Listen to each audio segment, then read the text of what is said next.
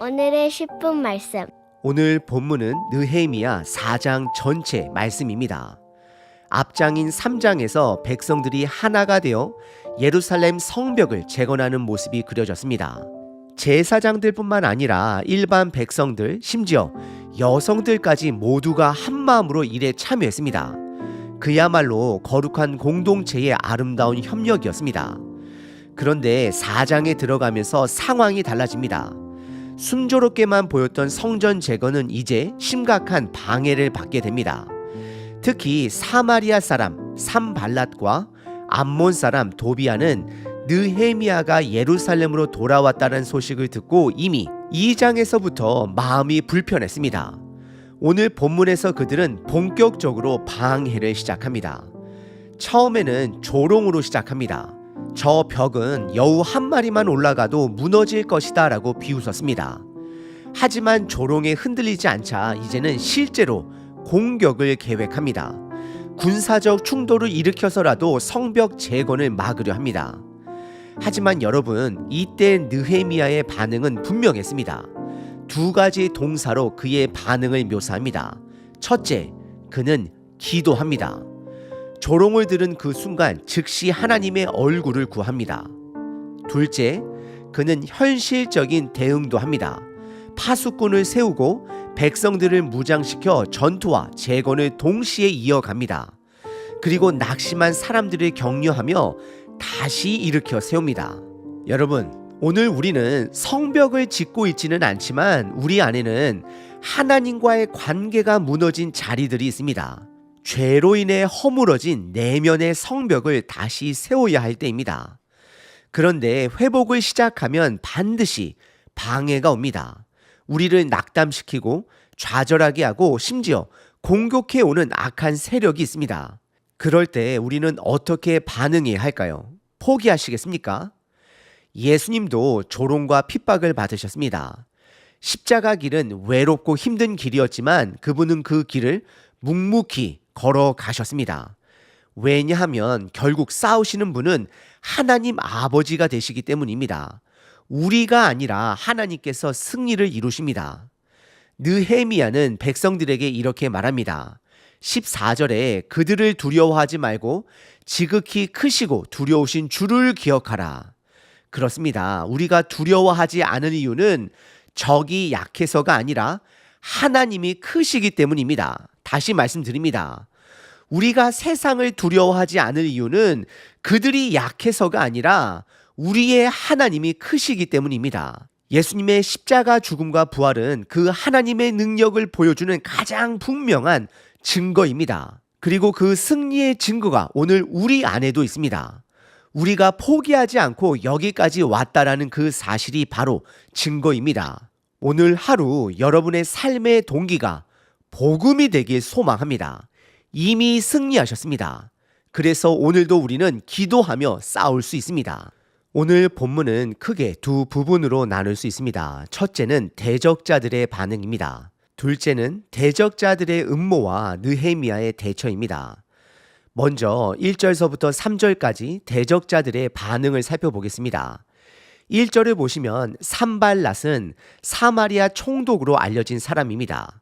그는 느헤미야가 돌아와 예루살렘 성을 재건한다라는 소식을 듣자 매우 화를 냅니다. 그리고 조롱하기 시작합니다.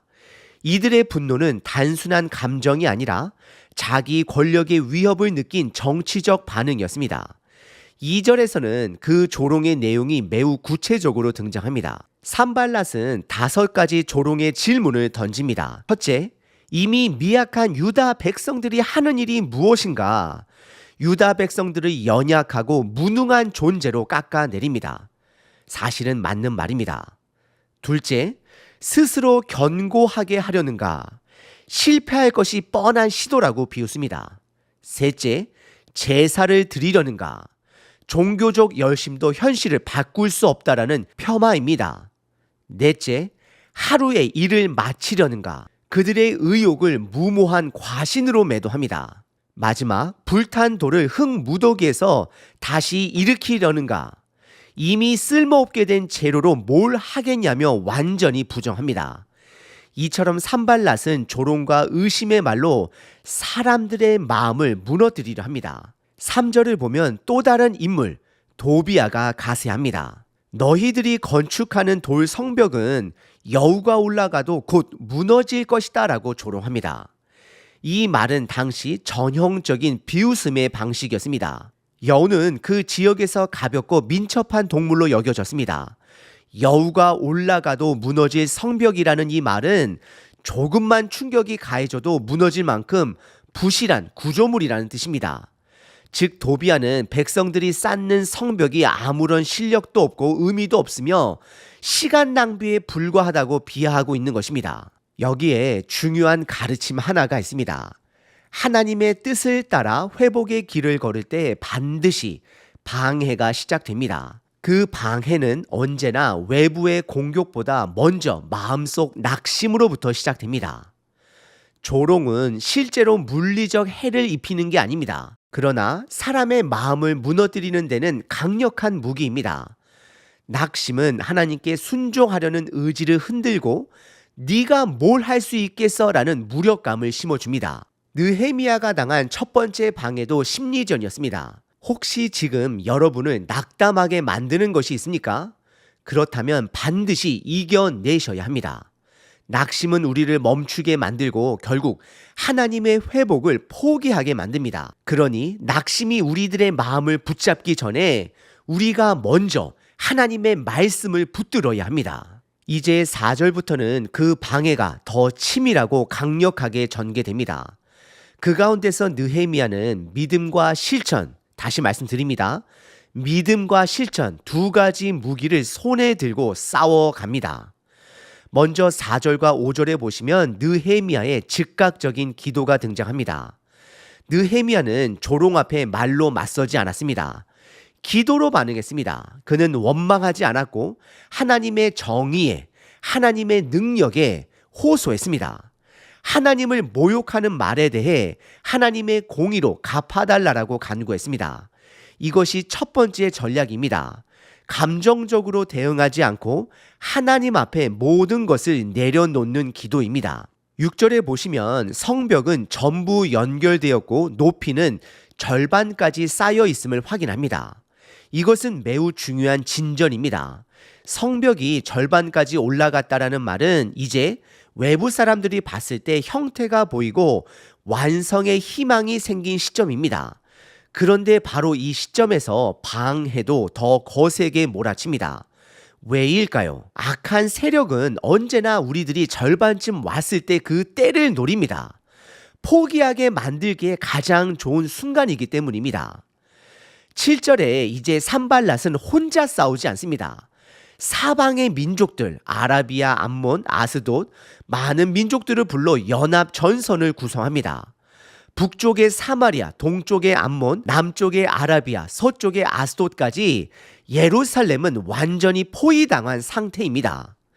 그리고 8절과 9절에 보시면 이제는 단순한 조롱이 아니라 물리적인 공격 계획까지 세워집니다. 이에 느헤미야는 두 번째 전략을 사용합니다. 첫 번째는 기도합니다.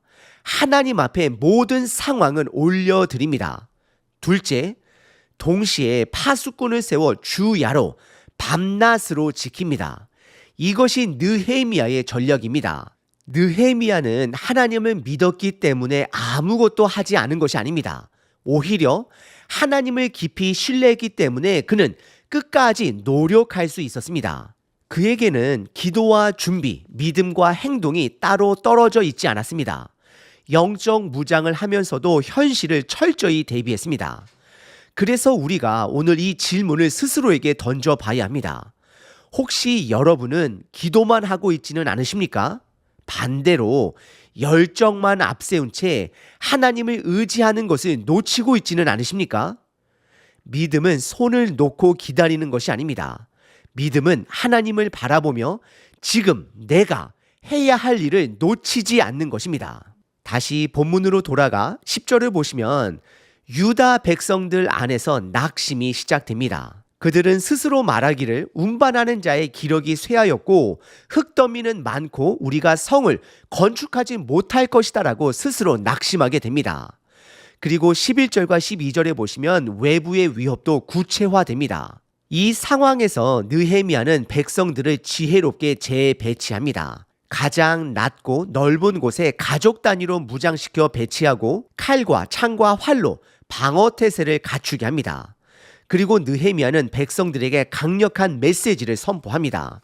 14절입니다.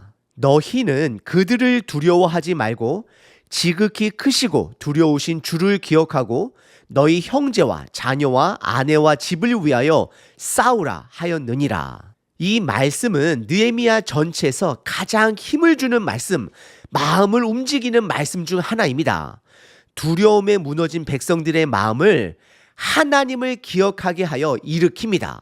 하나님을 바라보는 자만이 전쟁에서 이길 수 있다라는 믿음의 선언입니다. 15절서부터 18절은 일과 전쟁을 동시에 준비합니다. 느헤미야는 조직을 이중 구조로 나눕니다. 16절에 절반은 건축을, 절반은 무장을, 전쟁을 담당하게 합니다. 그리고 17절에 보시면 일하는 자들은 한 손에는 도구를, 다른 한 손에는 무기를 듭니다. 더 나아가 18절에 건축자들도 칼을 차고 일을 합니다. 느헤미야 곁에는 나팔수가 항상 대기를 합니다. 기도와 무장, 사명과 경계, 전진과 방비가 동시에 이루어지는 지혜의 리더십을 살펴볼 수 있습니다. 19절과 20절에서는 긴급 집결 신호를 만듭니다. 서로 각자 퍼져서 일했기 때문에 나팔 소리를 듣게 되면 그곳으로 모이라고 말합니다. 그리고 하나님이 그곳에서 우리를 위하여 싸울 것이다 라고 선언을 합니다. 여기서 다시 한번 느헤미야는 하나님 중심의 전쟁관을 강조합니다.